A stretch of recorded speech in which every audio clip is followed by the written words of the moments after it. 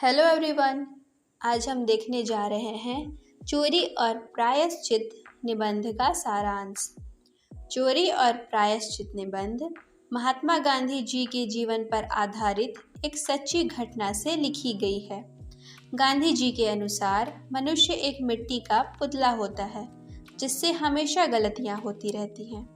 ऐसा कोई व्यक्ति नहीं होगा जो गलतियां ना करता हो, परंतु अच्छा तो तब होता है जब हम अपनी गलतियों से सीख लेकर उसे जीवन में कभी न दोहराने का प्रण लेकर आगे बढ़ते हैं। बच्चे अक्सर अपने बड़ों की नकल उतारते हैं तथा वही करते हैं जो देखते हैं। महात्मा गांधी के साथ भी कुछ ऐसा ही हुआ। जब वे 11-12 वर्ष के रहे होंगे, उन्हें उनके एक रिश्तेदार के साथ बीड़ी पीने का शौक लग गया था, क्योंकि वे उनके काका को बीड़ी पीते हुए देखते थे। उनके मन में यह बात आई कि वे भी इसका सेवन करें। बीड़ी पीने का तात्पर्य नशा करना नहीं था। असली आनंद तो धुआं उड़ाने में आता था, परंतु पैसे के अभाव में वे दोनों बीड़ी तो खरीद नहीं पाते थे, तो काका के बीड़ी पीने के बाद जो ठूंठ मिलती उसी से काम चलाना पड़ता था। कुछ दिनों तक ऐसा ही चला, पर हर समय ठूंठ नहीं मिल पाती थी, जिससे पर्याप्त धुआं नहीं निकलता था। तभी उन्होंने अपने नौकर के जेब से पैसे चुराकर दूसरी गलती की और उसी पैसों से बीड़ी खरीदकर पीने लगे। एक और समस्या सामने आई कि बीड़ी खरीद कर रखे कहाँ, क्योंकि सबके सामने पीते तो मार पड़ती। कुछ दिन के बाद उन्हें पता चला कि एक पौधे के पत्ते बीड़ी की तरह फूंके जा सकते हैं। उन्होंने उसे खोजा और बीड़ी पीने का समाधान निकाल लिया, परंतु उसका नाम उन्हें ज्ञात नहीं था। उन्हें ये बात छिपते छिपाते करना पड़ता था, क्योंकि पकड़े जाते तो मार पड़ती। उन्हें ऐसा लगने लगा था कि बिना माता पिता की आज्ञा के वे कुछ नहीं कर सकते। उन्हें पराधीनता खलने लगी थी। इसी पराधीनता से तंग आकर उन्होंने आत्महत्या करने का फैसला ले लिया।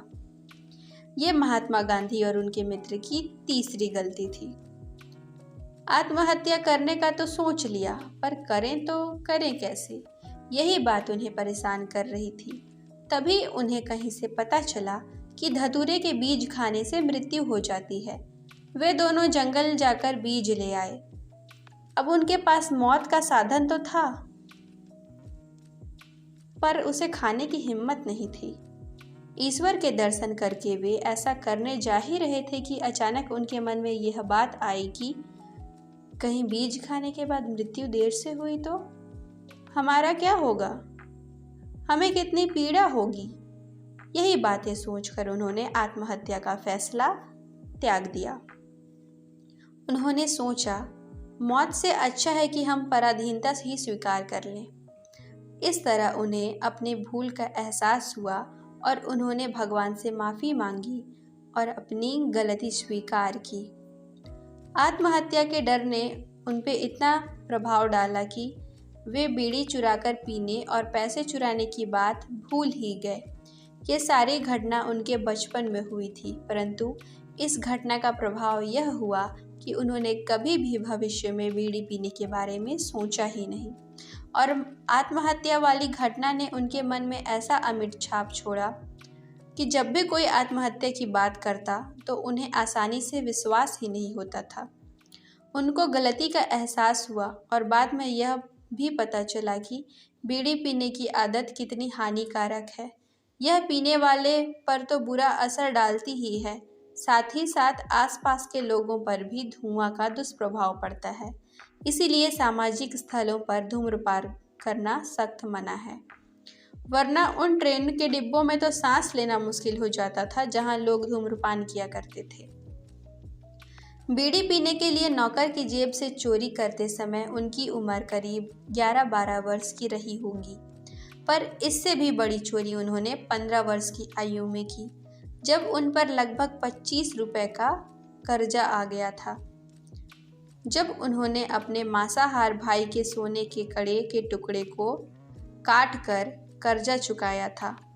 यह बात उन्हें अंदर ही अंदर खाए जा रही थी कि उन्होंने फिर से चोरी की, जबकि उन्होंने कभी चोरी न करने का निश्चय किया था।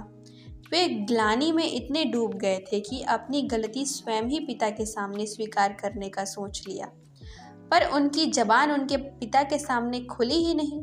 उन्हें यह डर सताने लगा कि पता नहीं पिताजी कैसा व्यवहार करेंगे, पता नहीं क्या सोचेंगे। यही सोचकर वे मौन रह गए।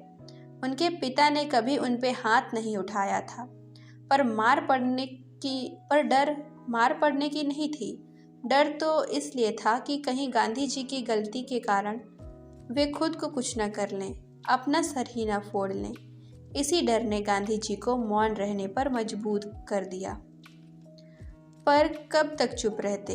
एक बार गांधी जी ने हिम्मत करके पिताजी से सब कुछ बताने का निश्चय कर लिया। कुछ कह तो नहीं पाते पिताजी के सम्मुख, इसीलिए उन्होंने चिट्ठी में सारी बातें लिखने का सोचा। अपनी सारी गलतियों का वर्णन उन्होंने चिट्ठी में करते हुए पिताजी से माफ़ी मांगी और कभी भी ऐसी गलती न करने का प्रण लिया। उन्होंने चिट्ठी पिताजी के हाथ में थमा दी और स्वयं उनके सामने बैठ गए।